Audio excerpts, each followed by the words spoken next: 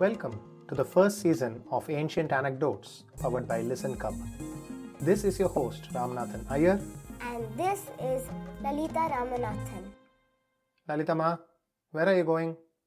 It's holiday today, Pa. I'm going to cuddle up with a bowl of banana chips and read my favorite books. I'm chilling in the vibe. Wait. See, your school has sent some homework for you. Come, let's sit together and do it. Can't I do it later, Pa? I'm anyhow on leave. What's the hurry? Oh my God. First you told me I have to take a bath. Then you told me I have to do my sadhana. After that, I was hoping to meet all my friends and have a fun day out. You said it's too hot now. Wait for the evening. And now I have to do my homework also. What injustice is this? There. Pull yourself together, no? What needs to be done will have to be done. If you postpone it, your best laid plans will bend to ensure your responsibilities are done first. Either you do them willingly at first or later at a sheer cost.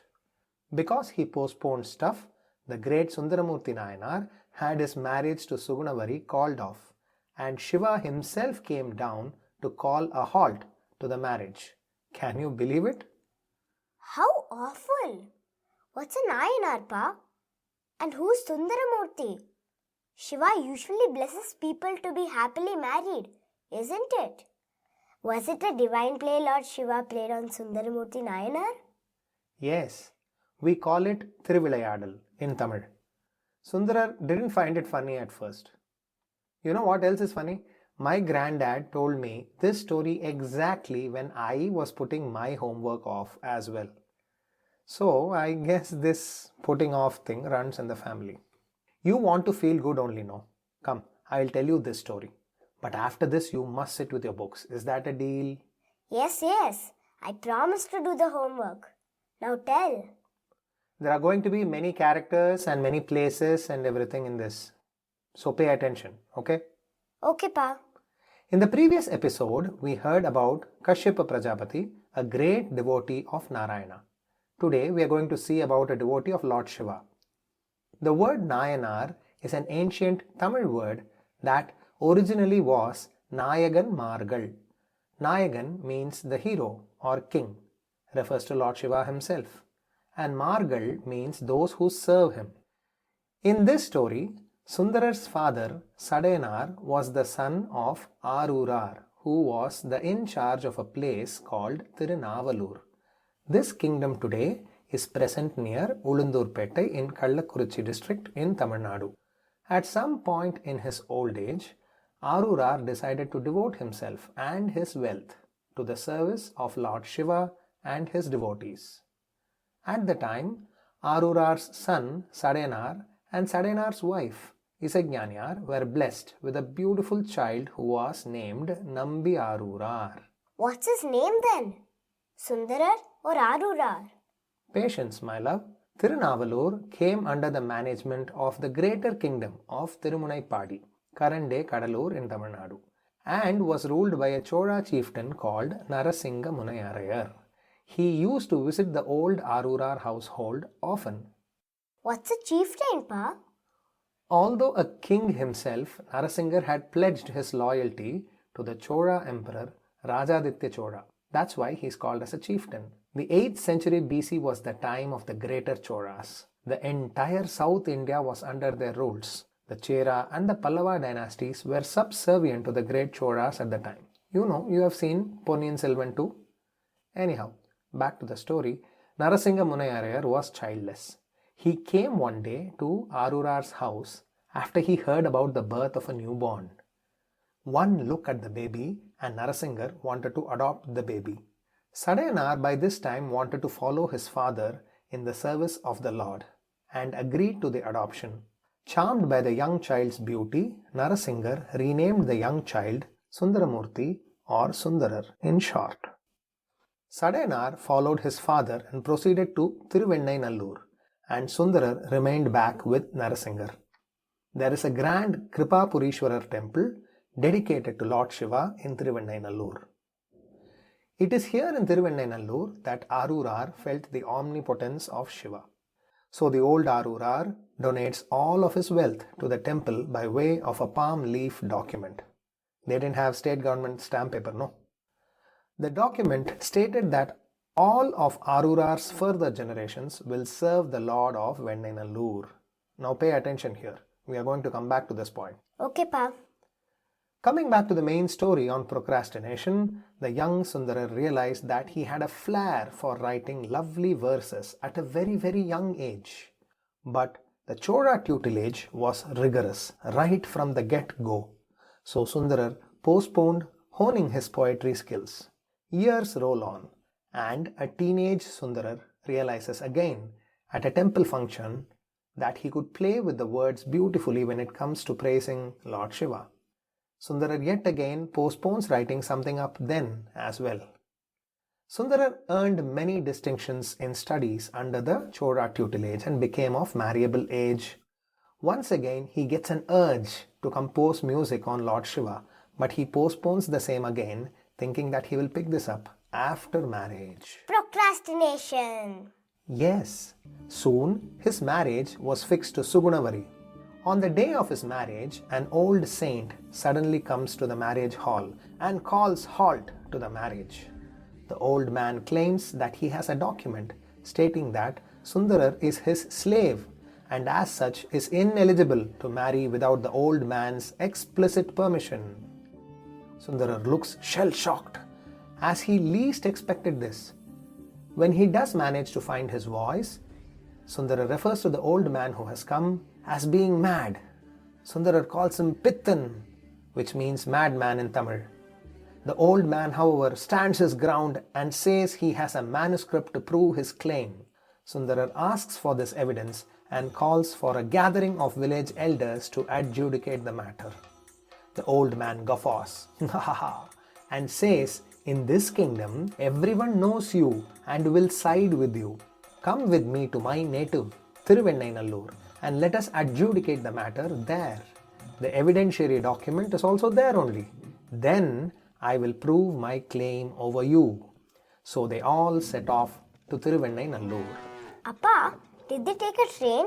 No, dear. Horse carts or by ox carts, I should think. Anyhow, in Vennainallur, the old man indeed produces the document. The elders in Thiruvennainallur agree the handwriting in the manuscript does match the old Arurar's writing in other state recorded documents. The old man wins the debate, and the matter is settled that Sundarar's marriage should be halted and that he should follow the old man instead. Remember the big Kripapurishwarar temple in Thiruvennainallur? The old man takes Sundarar there. The old man demands that rather than marriage, Sundarar's life should now be devoted to spreading devotion among the masses through his beautiful verses. Sundarar is still battling with his failing wits. First, his carefully anticipated and planned marriage is rudely stopped. Now this old man is giving free career advice. Do you like it when someone gives you advice that you haven't asked for? Sundarar was unable to brook this unexpected turn of events in his well-planned life. Find it familiar? You can't go out to play. Homework is also there. Don't remind me, Pa. The old man says, "What great wonder it is, he who knows the past, present and future, and who is the very embodiment of Om, the primordial of all languages, has paid heed to your devotion and has come down to the mortal realm to listen to your prattle." Confused by all these events, Sundarar pleads to the old man to clarify his words. Legends say that the old man laughs out aloud and walks into the sanctum and vanishes there. The temple walls reverberated with the booming laughter of the old man. The simultaneous absence of the old man firmly gripped Sundarar's throat in a choking vacuum. What little sanity Sundarar thought he had vanishes along with the old man. Left with this loud and confused set of thoughts, Sundarar wonders, who was the old man? He just came out of nowhere, told him what his life's purpose was, and vanished? Also, what was the document that the old man had produced? How did he get the document at all? Ooh, Was the document the one old Arurar made about his future family serving the Lord? Was the old man Shiva himself? Did Sundaramurti Nayanar walk all the way with Lord Shiva from Navalur to Tiruvannainallur? Whoa. Wait, one question at a time. Yes, with every passing second, it dawned on Sundarar that Shiva himself had chosen Sundarar as a Nayaganmar. Shiva had come down just to remind him that Sundarar's life's true purpose was to bring light to others, even if it meant being made a laughing stock and being the wrong end of everyone's anger. In such cloudiness, Sundarar begs at the lingam idol inside the temple to tell him how the Lord expected him to even speak, let alone sing something. Granddad used to tell that a formless voice then asked Sundarar to sing the praise of Lord Shiva with the first word Sundarar actually used to refer to the old man, Pittan. Swimming in a cloud of tears of devotion, Sundarar breaks out into the most legendary first verse ever. Pitta Piraisudi Perumane Arulala Yettal Maravade Ninaikkindren Manattu Unnai Vaitai Pennai Tenbal Vennai Nallur Arul Turayul Atta Unakku Aalai Ini Allen Enalame. O Father, I have always been your slave. You have taken over my life so totally. Even what I think I want is actually what you deem for me to want. How then can I say, even for argument's sake, that I am not your very own? It is said that Sundarar travelled to 83 temples by foot in his lifetime. In times where travel agents and IRCTC was not there, this is quite an achievement, don't you think? Absolutely, Pa. He is counted among the Tevara mover, the three poets who composed the Tevara Tirumurai, Appar, Sundarar and Sambandar. Sundarar's Padigams, or his poems, are called as the Tirupattu. He also contemporarily composed a list of 60 legendary devotees of Shiva and the miracles that happened in their lives, called as the Tiruttondattogai.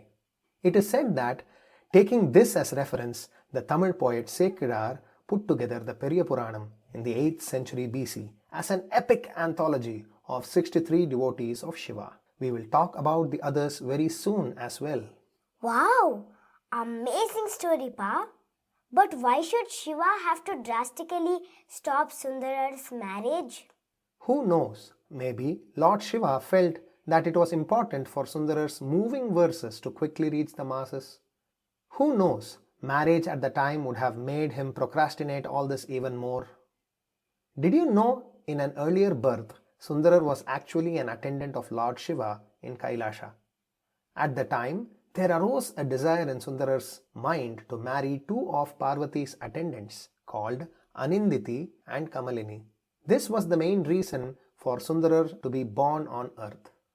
Granddad used to tell me that Shiva wanted to ensure Sundarar's marriage happens to the right partners.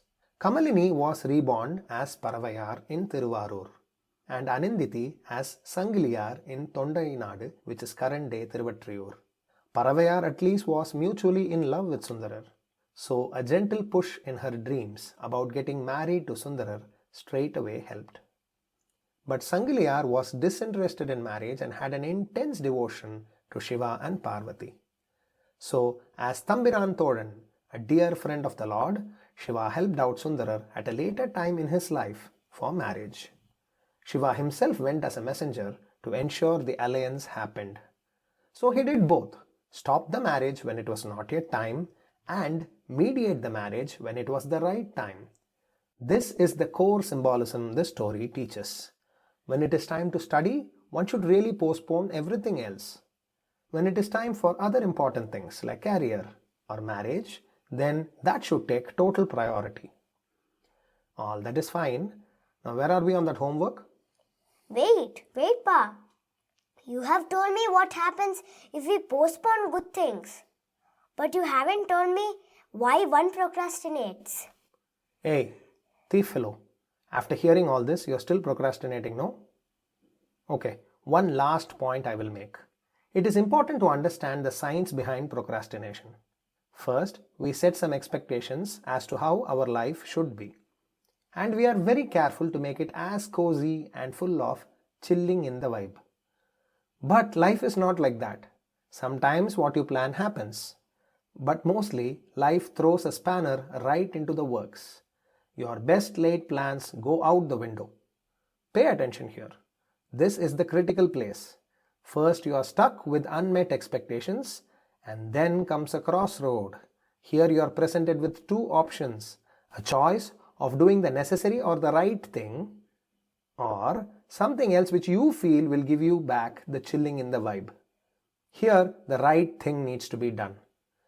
90% of us choose the path that takes us further. This is how procrastination occurs. We make life a sequence of expectations without consulting with reality or necessity. Do the necessary thing first. This is the secret. When you do things this way, you are full of enthusiasm and joy because you are not worried about what happens later. Babies are like this. They always do everything now. That's why when their mothers say things like, "I will get you a chocolate next Friday," they don't get it. They want it now. They are always in the now. The secret is this. When you are in the now, you will never procrastinate. Did you get all of this? I did. But how do I do it? How? Just look at our saints. They are always in the now. We can learn this skill to never procrastinate from them. You know, there's a very lovely story where even the great Lord Krishna was made to wait by a devotee who refused to procrastinate. Who? Tell no. Maths homework. Okay, fine. And then you can hear it first on Ancient Anecdotes. on your favorite podcast streaming providers. Tune in every week for a brand new episode.